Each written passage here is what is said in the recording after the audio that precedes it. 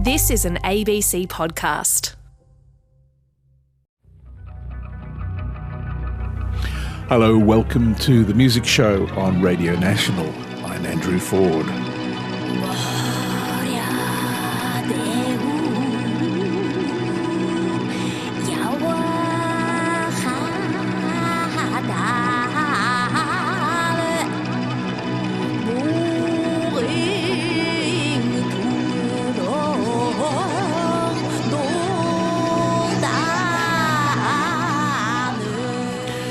If you're listening to this and wondering what the language is, chances are you haven't worked it out. It's Buryat, and I believe it's the first time we've had a Buryat musician on the program. Today's music show includes interviews from two very different parts of the world, but as you will hear, the artists are doing quite similar things. They're taking traditional music and making it new again. In some cases, they're discovering these songs and dusting them off and bringing in 21st century instruments and production techniques.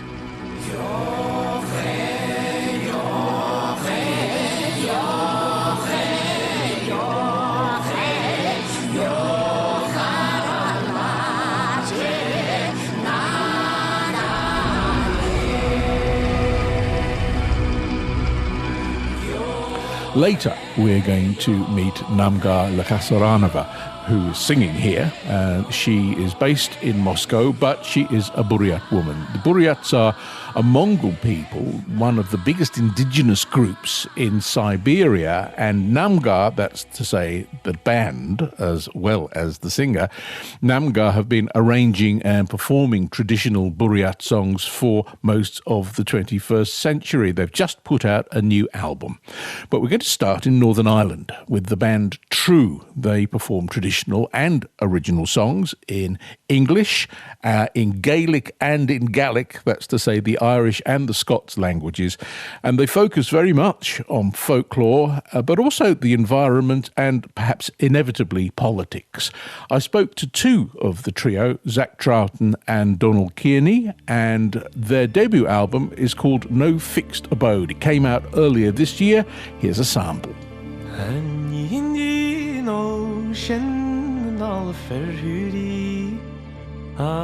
Harino Karner all and Gujime Dulaman Banabui Dulaman Gaelach Dulaman Faraga Dulaman Gaelach Takyan we are Dulaman Gaelach Taraku is well Dulaman Werach Dulaman Banabui Dulaman Werach Dulaman Faraga, Dulaman Werach Rahim which can your leshin Dulaman Gaelach Can we broga der arse Dulaman Werach Dulaman Abinda Bui Dulaman Werach Dulaman Faraga, Dulaman Gaelach Ta broga braka du arse Dulaman Gaelach Ta bari dog is through Sherma Dulaman Werach Dulaman Abinda Bui Dulaman Werach Dulaman the Fariga, Dulaman Werach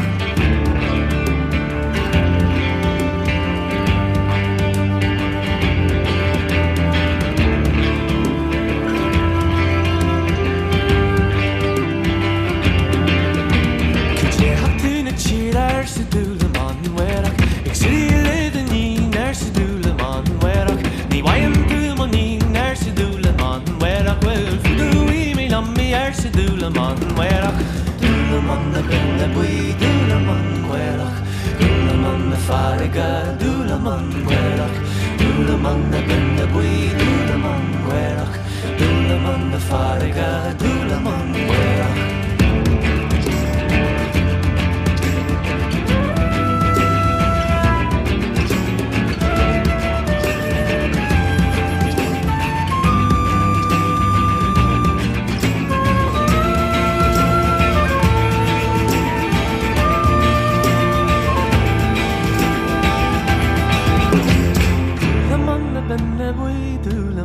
slevtje.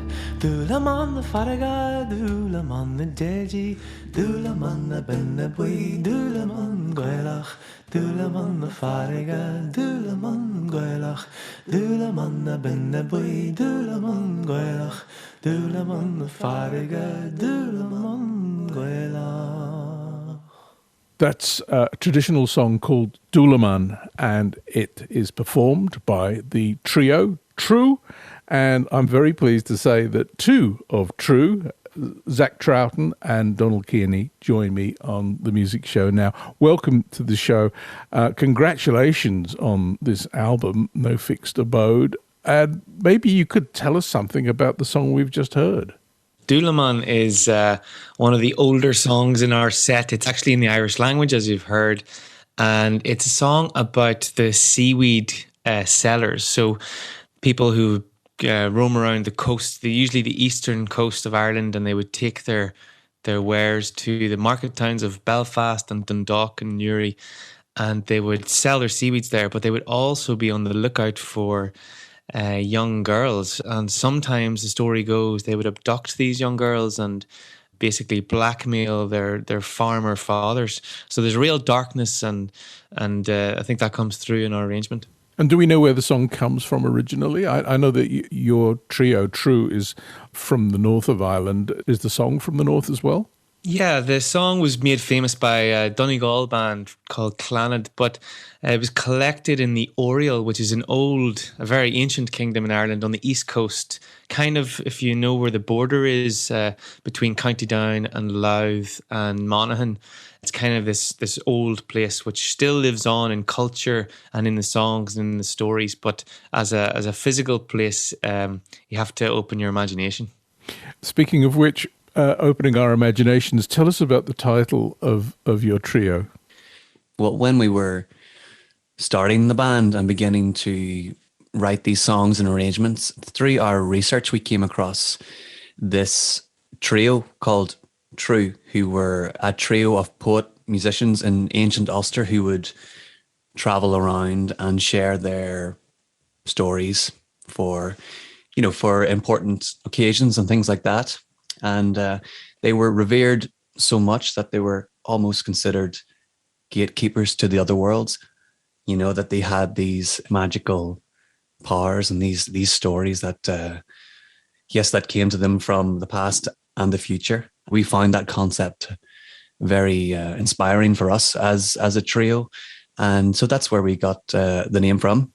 Yes, I can see how you would find that inspiring, because that is kind of what you do with music, isn't it? But a lot of the songs that you perform, I mean, you've already mentioned Clannad, a lot of the songs that are on this album have got pasts, serious pasts, but also recorded pasts. And for example, the first time I heard the Blacksmith, I think was it not on the first Planxty album? Yeah. Are you aware of obviously you're aware of it, but how do you deal with the fact that there are famous recordings of some of these songs? Could you say what your approach is, Donald? Yeah, well, we actually have been trying to work that out ourselves over the last 3 or 4 years. And it's a big conversation because the three of us are coming from different musical backgrounds. I mean, myself, I would have been brought up with a lot of the old Irish language songs and this kind of Irish identity through culture and language and music.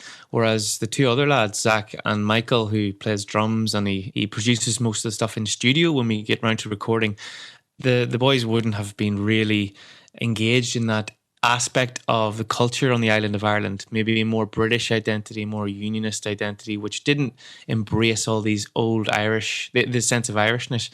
But I think what we've been able to do then is start from scratch. So every song, whether it's a 400-year-old song like Bonnie Portmore, which actually comes from the area where Zach grew up, or whether it's a new song that we're writing or something that was written in the 20th century, we are able to say, okay, is this a good song? And if it is, why is it a good song? And then try to bring those elements out. So there's no kind of reverence to something just because it's old or just because it's famous. There's lots of famous folk songs that aren't very good. So what we're trying to do is get the good ones and identify something about them, whether it's in our arrangement or in the lyric, that is worth singing. It's worth sharing. But then you have to decide how to do them, don't you? And if we stay with the Blacksmith, I mean, it doesn't sound anything like the Planxty version. Zach, your electric guitar, for a start, is not a Planxty instrument. No. Yeah, so we had great fun arranging that. How that came about in our particular arrangement, Donal had the idea of doing the Blacksmith, and then the arrangements tend to come quite naturally when we just get in the room together with the instruments and just play the song. I was interested in so as Planxty had sort of taken the song and added their own sort of rhythmical idea and harmonic idea, we kind of wanted to do a similar thing, you know, so basically a continuation of that. So we stripped the song back to its bare bones and had good fun kind of rebuilding it with this kind of wonky guitar part and these almost industrial drums. Yeah, and I think it's great. It worked very well for us, and yeah, I'm very proud of that one.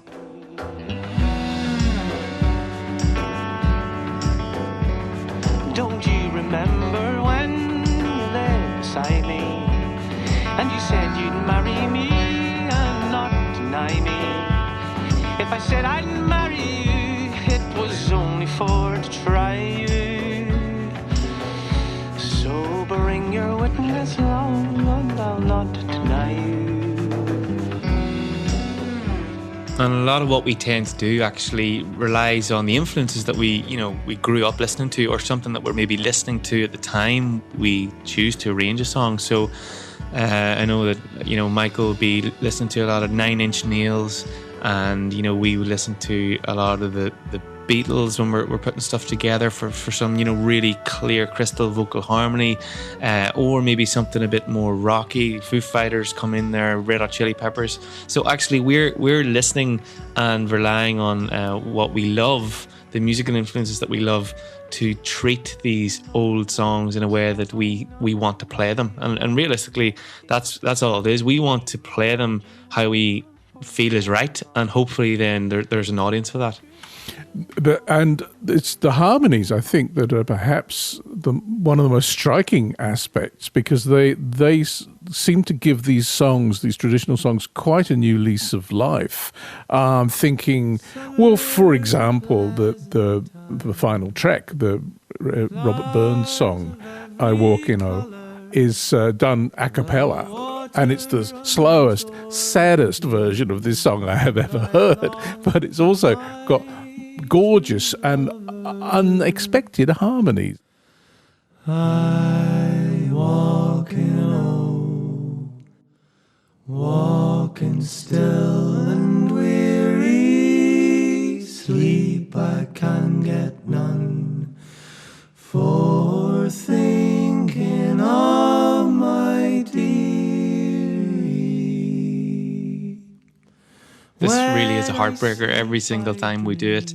And we would usually close our set with a song, maybe sometimes stepping off stage or off mic, just in the room, so that we can actually feel that distance between the audience and ourselves, make it more real. But yeah, this is something that, the story is kind of a parent. I think we imagine it as maybe a mother who cannot sleep because she's lost her child for some reason. Maybe he's been taken away, or a daughter has been lost to a disease or something. There's a real tragedy in the background of the song, but then the words are very, very simple and very sentimental, like simple idea. And then the melody is just a very repetitive 3-verse thing. So we wanted to, each time it comes back to the chorus, add as rich a harmony as we could with the 3 voices. Zach and myself met in a sort of choral background, and as I said, we've been influenced by bands, things like, Joni Mitchell, Blue, listening to her, and James Taylor and Crosby, Stills and Nash. The harmony, the vocal stuff, it really is what reaches out to us. And there's a folk band, some of your listeners might know, the Voice Squad, who would have been singing a lot in the 70s, 80s in Ireland. And they purely sang traditional songs, a cappella, no instruments, and it was all about the harmony. And what they were doing at the time was kind of unusual. not to use instruments and to sing in harmony, because folk singing, the traditional style would be that it's a single voice style. So to put the harmonies together with a few different voices, especially that triad, the three-part harmony, that's a real strength, which we found in inspiration in voices like the Voice Squad.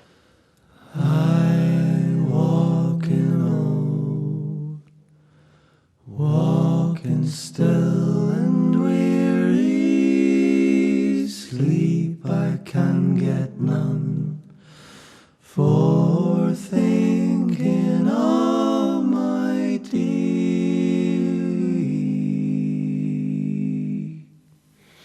On today's music show, I'm speaking to 2/3 of True, which is a trio of musicians from Ireland. They've just put out their debut album, No Fixed Abode, and they are Zach Troughton and Donald Kearney, and the one that I'm not speaking to is Michael Moore-Meeker. You mentioned a moment ago, Donald, Bonnie Portmore, and that leads me to ask you about the sense of place in your music, because I'm aware that you recorded this song just a sort of a stone's throw from where the events in the song occurred. Was that important to you? Yeah, it is. And actually, Zach has a good story about this song in particular, but this is one of our oldest songs. And we actually, we decided during lockdown, when we weren't seeing each other and we couldn't step into the same room, it was so hard. For everybody, so hard. But trying to make music together, we did a bit of remote recording, but we started a TrueCast, which is basically an episodic sort of deep dive into each song. So that's been a way for us to explore the sense of place in each song. And I suppose that the title of the album, No Fixed Abode, was something that came to us maybe as a response to that. The fact that, yes, place is very important to these songs. However, a song is not bound to one place. Just because it was written in Ireland, or just because it was written about a tree at the side of a lake, doesn't mean that the song cannot be enjoyed and shouldn't be shared and travelled all across the world, to Australia, to America, to all across Europe. So I think that sense of no fixed abode, we need to be aware that the songs should have lives, and it's also about identity and ownership, and that these songs don't belong to anyone, whether you're Irish or British or Australian, or whether you're at war with someone who also wants to claim the song. It's for everybody. But Zach has a good story about this song in particular. As we were recording the album, we were making a documentary about it as well, and it's available to view on our YouTube. So we were trying to find the source of a couple of songs, and Bonnie Portmore was one of the ones that we went out to find, because I actually, although I grew up only 10 miles from the source of that song, I only heard it a few years ago from a Bert Jansch album, The Ornament Tree. Upon hearing this, that really intrigued us. So we went down to try and find the spot where this old tree. So the story is, one of the greatest oak trees apparently ever recorded sat at the edge of Lough Neagh in County Antrim. And in a big wind of 1760, it was blown down. And the locals mourned this. It was, a sort of a landmark, an important landmark. What happened to the tree after it was fell? It was cut up and sold off to England to build ships. And so that the song laments this kind of the falling of the tree, but also it has a sort of, a broader message about Anglo-Irish relations, but also about, what we're doing to our environment. Oh, Bonnie Portmore, I am sorry for to see the woeful destruction of your ornament tree. You stood on these shores for many's the long day, till the longboats of Antrim came to float you away. As we were searching for the source of this song, we were just driving down this road. There was just a man at the side of the road to ask for directions, and he knew everything about the song, and he knew a couple of other songs that we perform as well. So he was able to give us the inside scoop into his version of the story, and he knew the song, and that actual moment we captured that. So I'm very proud of that. That's fantastic. You never know who's out there, do you? We'll come to Anglo-Irish relations in a moment, because we're going to listen to Rebel's song to finish. But I have to come back to something that Donald was saying, because you were talking about how these songs belong to everybody and they're all around the world. And I must ask you about the cover of your album, which is somewhat unexpected. Yeah, it's an intriguing image, and people can check it out if they go to our Spotify or Bandcamp. They can see this. It's actually an image of a wood carving from Edo period Japan, and in the wood carving, it's a depiction of a Japanese actor who would have been very famous in the 18th century. So basically like a celebrity actor. That actor is portraying a character from a very well-known folk story, where it's a woman disguising herself as a wandering monk. So as you can hear me explaining it, there's all these different layers. And as you're looking at the image, you can imagine which one that you want to look at, whether you want to look at the image of the actor, or whether you want to see the image of the wandering monk, or whether you see the image of the young woman who's dressed as the monk. So this kind of perspective and maybe lens idea of these songs, each of these songs has so many stories, and like you mentioned yourself, there's been so many different versions of each of these songs, and then some of our own that we're writing for the first time, which are again inspired by a story that we've read in an old folklore book. But we are trying to shape these old stories into something new. Well, speaking of layers, I think perhaps we should talk about Rebel's song, because it's down as a true original, which is only true to a point, isn't it? Because beneath the true original, there are lots of other songs and versions of songs. And perhaps you could try quickly sort of unpack this for us and tell us where it comes from and where it goes to, because it's a song for Brexit, and God knows what's going to happen there. But suddenly the Irish border is back and more important than ever, it seems. Exactly, yeah. I mean, the border has become something that we never thought it would be again, and maybe that was foolish of us all to think that it was going to disappear and dissipate. But so anyone who hears this song will hear the melody and will probably recall the melody as a traditional Irish melody, but this was taken and written into a song by Dominic Behan called The Patriot Game.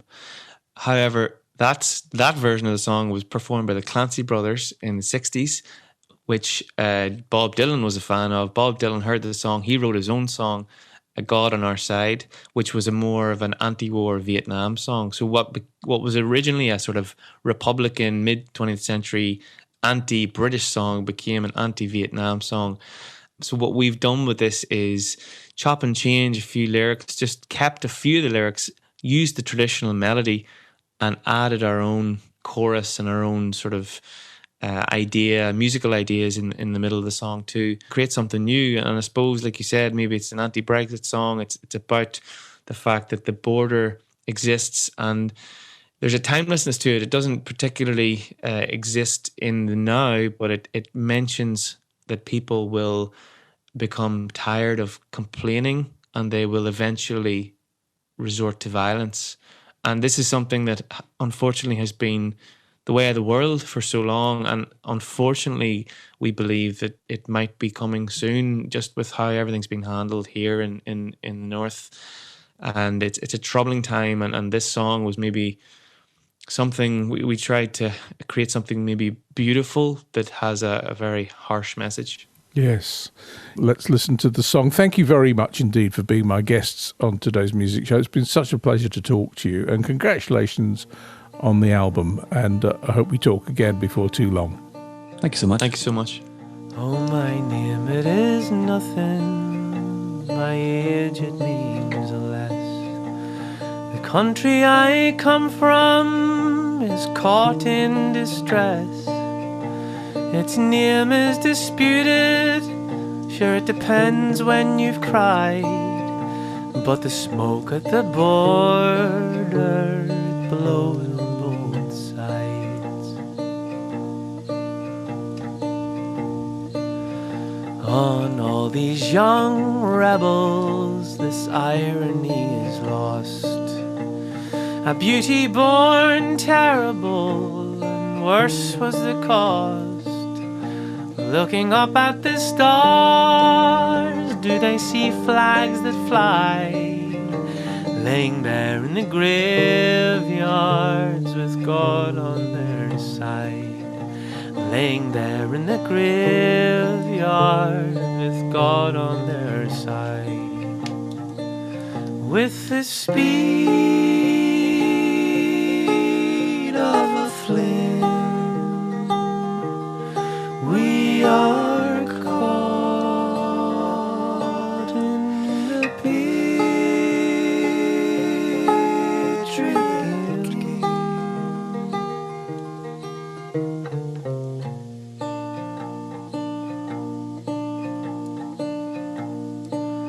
By the rivers and shocks where the singing birds flew, the frontier is creeping into our view, and it soon won't be long before lies are exchanged, and the people will fight instead of complain.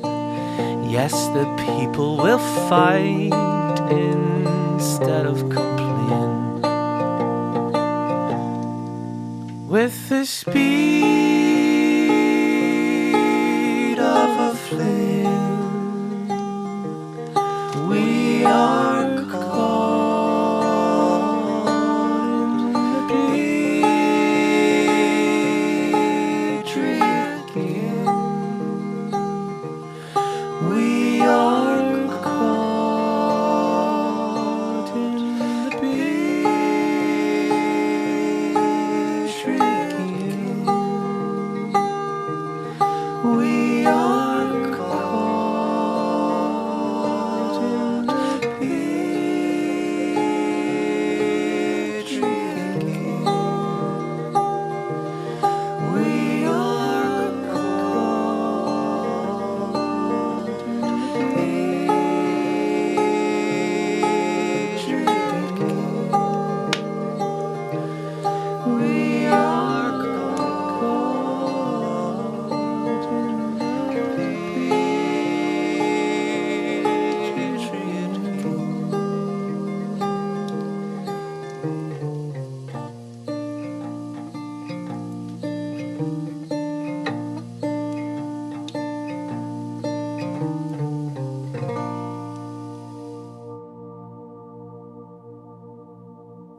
That's Rebel Song from No Fixed Abode, the debut album from True.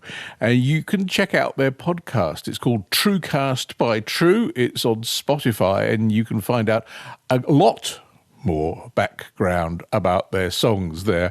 We'll put a link to it on our website, and also the album documentary that Zach mentioned. You'll find that on our website too. You're listening to The Music Show on Radio National.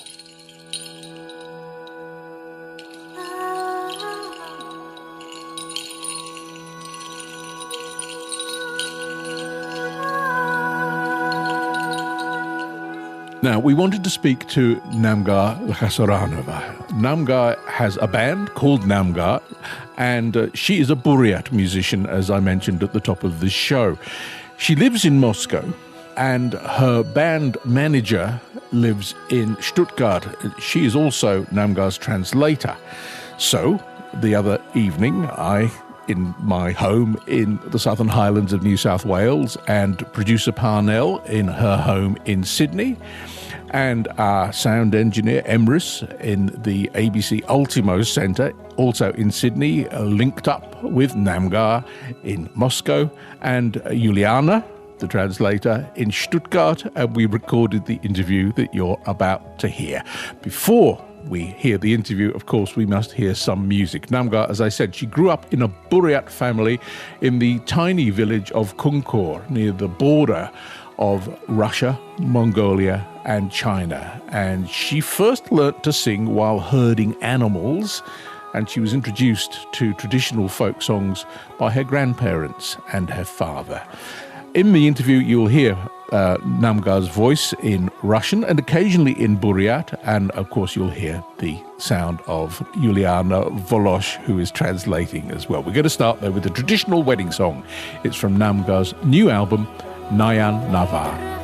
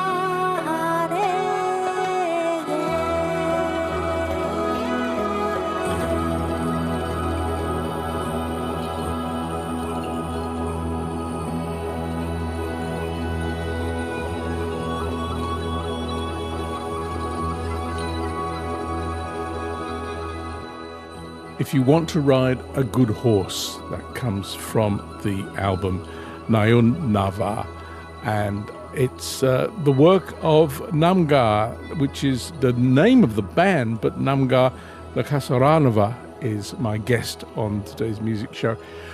Welcome to the music show. We've never featured a Buryat musician on the program before, so I must ask you first of all about the Buryat people, and whereabouts is the Republic of Buryatia? Здравствуйте, Сэм, Бена. Я очень рада. I am very happy to be at your program as a first Buryat artist, and I'm proud to tell about my people, my culture. Buryat people live in the south of Siberia, and it's basically the Mongolian people, Mongolian folk, the same. Till not so long ago, they were called Buryat Mongol. So it's the same people. Вы сказали, да, что мы вот в Сибири положено на... They used to be the same people till 18th century when they were separated and became part of Russia. And it's around Baikal Lake. And you are speaking, Namgar, you're speaking Russian now, but the Buryat language, what about that? Is it spoken widely? Is it an endangered language? Я говорю сейчас с вами на русском языке, А так, конечно, я очень хорошо владею своим Sure, she speaks Russian now because I don't speak Buryat, but of course she knows her mother tongue perfectly and she could say something in Buryat if you want. Unfortunately, this language is endangered and it is in the list of UNESCO's endangered languages. It's disappearing. Oh, well, I'd very much like Namgar to say something in the Buryat language. How many people speak it? Ирхим хүндэт Австралиягийн нютгы арзон таанытты түрүүшинчө бурят арде ятын хүгжимэ доошдэ нэгэн болот таны радиода гараад дамжуулгада. In Buryat language, Namgar said that she is happy to present Buryat artists and Buryat culture for Australian radio. Сейчас, так как в силу разных исторических событий мы разделены, the Buryats, they live, of course, they live in Buryatia, around 300,000, as they say. Then around 500,000 Buryat live in Russia, then part live in China and also in Mongolia. But in all these countries, the language is disappearing because young people are not interested to speak in it. They assimilate in the big new countries where they live and they don't find it attractive. So perhaps we could talk about the songs on the album, the new album. A lot of them are traditional, or they begin at least as traditional songs. And I wonder how commonly sung these songs are today, or whether it's a matter of research to find them. Да, все песни бурятские народные, традиционные. There are some rather big amount of traditional songs available historically or culturally, as they were always there. But Namgar had also a research project to find 100 forgotten traditional songs, and they got allowance to visit archives in Ulan-Ude, which is the capital of Buryatia, in Moscow, and in St. Petersburg. So they were working on this project to find 100 forgotten Buryat songs, and they found them. And I believe some of the songs were passed down to you, Namgar, by family members. Да, у меня папа поет, и бабушка пела. Папе сейчас 83 года. She got a lot of these songs from her father, who is singing very well. He's also singing on the CD. He's now 83, and he was dreaming to become a singer, but it was very hard life at that time, and they didn't let him go and study. And also many songs she got from her grandmother, who was always singing. And it's the common way in Buryatia also to spread these words from generation to generation.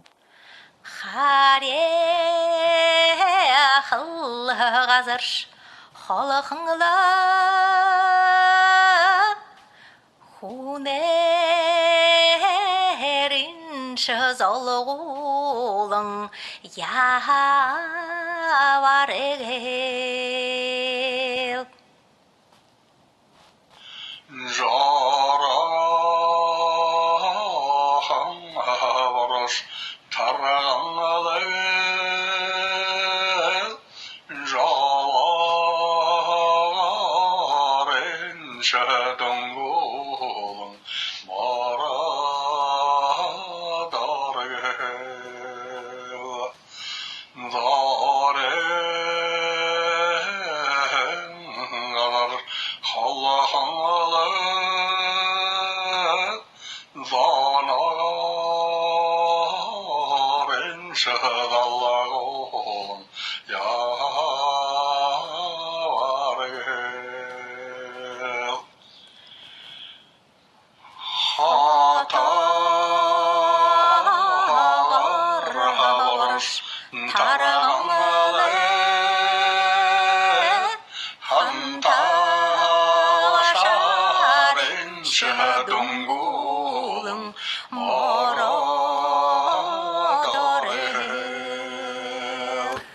A lot of the songs tell stories, don't they? What are some of the songs about? I know there are a lot of horses involved. Да, лошади — это, я даже не сказала, самый, наверное, близкий.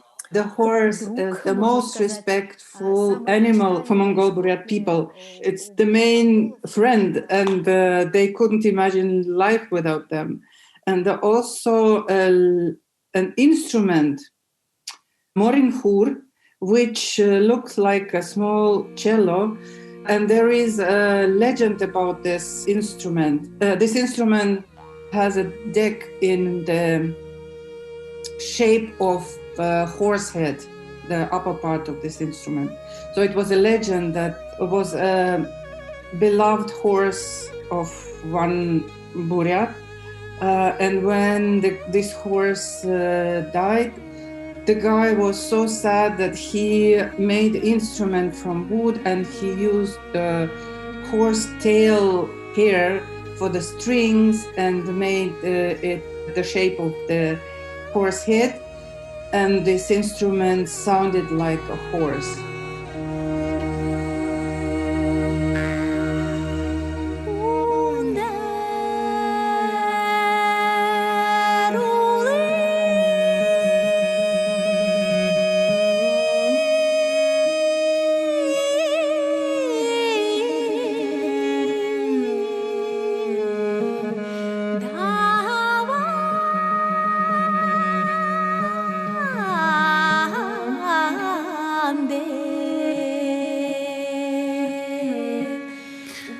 We hear on this album, Nayun Nava, traditional instruments, we hear traditional singing as well, but we also hear electric guitars and drum kits. And I wonder how that balance comes about and to what extent you have to be respectful of the traditional material. How far away from tradition can you take the music?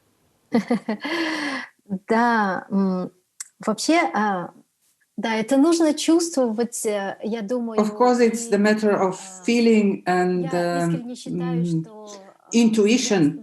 You cannot say what is the right balance, what is the wrong balance. But Namgar strongly believes that the traditional language is very colorful and it has many facets. If you look at the kaleidoscope, you know this, with small glass splits, you can turn it and then the pattern changes. So it's this is like the same with the language.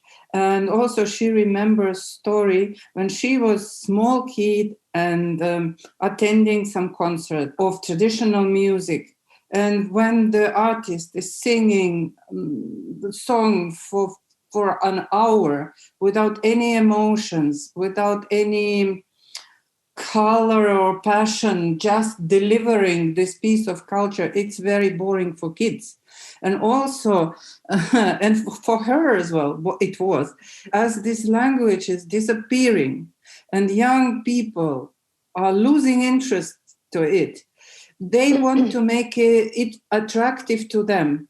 And they want to get their interest through the songs to the culture. That's why they make it interesting for themselves, of course, because they believe in these colorful combinations for the language. It should stay, but it should develop and show its different sides.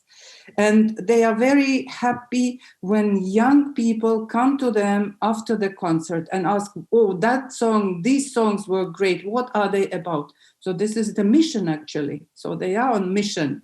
And it's working? Да, и если говорить о музыке, о интуиции, то я считаю... Yes, it's the matter of intuition, and they use this rock riffs and sounds only for those songs which are connected with this traditional yohor dance, this round dance, where hundreds of people are dancing together, and it has enormous power. So then they use this kind of arrangements. Powerful as well. But if the song is more calm or sad, they would never add any rock elements in it.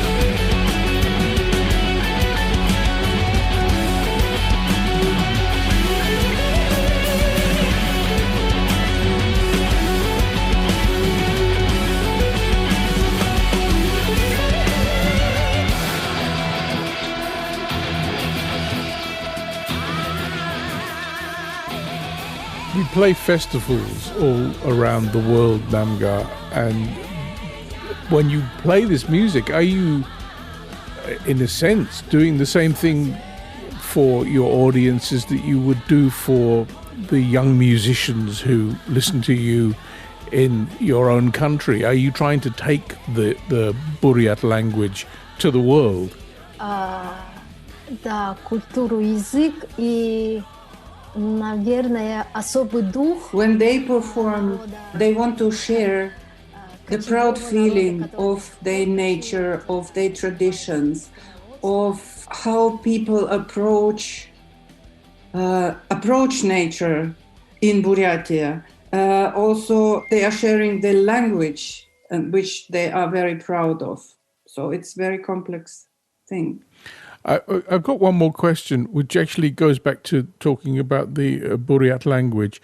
When Namga was speaking the Buryat language earlier, I mean, it sounded so different to Russian in my ears. Anyway, it sounds very much like, much closer to Chinese. And I wonder whether Namga is able to give us a description of where the language comes from, of what its neighbors are, what other language is it's related to.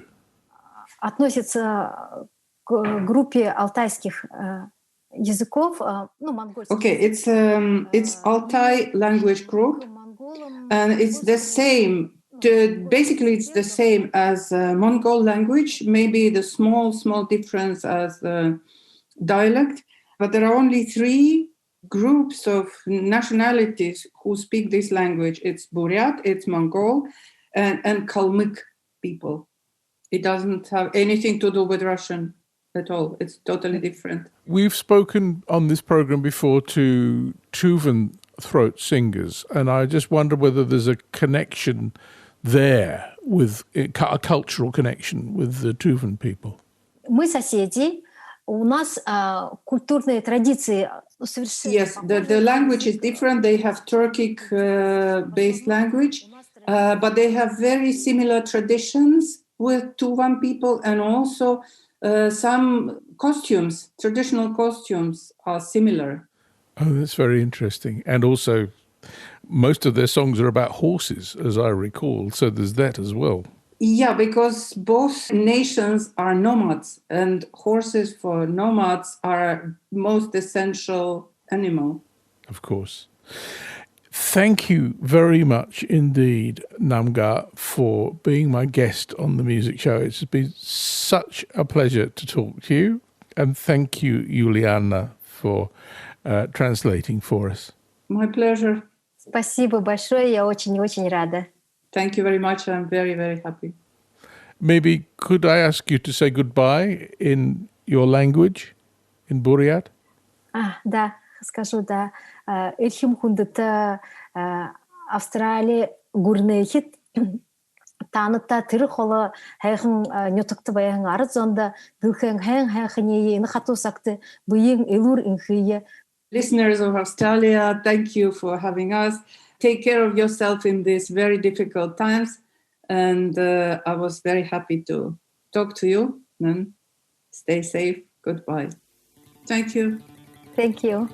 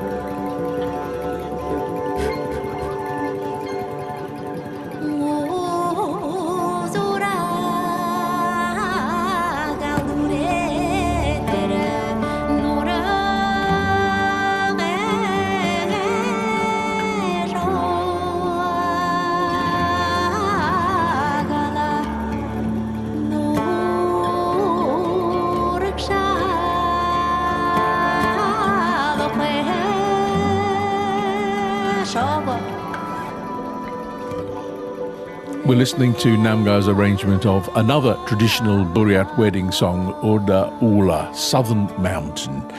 Tomorrow on the music show, practicing in public. It sort of goes against the grain. Well, it goes against the grain to be doing anything much in public in most of Australia at the moment, but practicing is normally a private occupation, but it hasn't been recently in Melbourne. We'll tell you about that tomorrow, and a lovely long interview with Mama Alto. She describes herself as a gender transcendent diva. She's also a jazz singer and a cabaret artist, and she has a fabulous voice.